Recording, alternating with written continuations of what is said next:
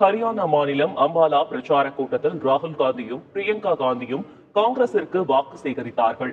அப்போது மோடி அரசாங்கம் கொண்டு வந்த வேளாண் சட்டங்களால் தங்கள் பையில் இருந்து பணம் பறிக்கப்படும் என்பதை உணர்ந்தே விவசாயிகள் எதிர்த்தார்கள் என்ற ராகுல் காந்தி, இப்போது நடப்பது மோடி அரசாங்கம் அல்ல, அதானியின் அரசாங்கம் என விமர்சித்தார். ஹரியானாவிற்கு அதானி அரசாங்கம் தேவையில்லை, ஏழை விவசாயிகள் தொழிலாளர்களுக்கான அரசாங்கமே தேவை என்றார்.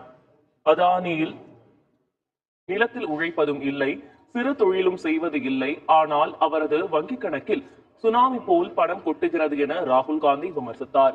மறுபுறம் மக்கள் வங்கிக் கணக்கிலிருந்து பணம் பறிப்பதாக விமர்சித்த ராகுல் காந்தி, இப்போது நடப்பது காங்கிரஸ் பாஜக சித்தாந்த போர் என்றும் நீதியும் மற்றொரு பக்கம் அநீதியும் இருக்கிறது என்றார்.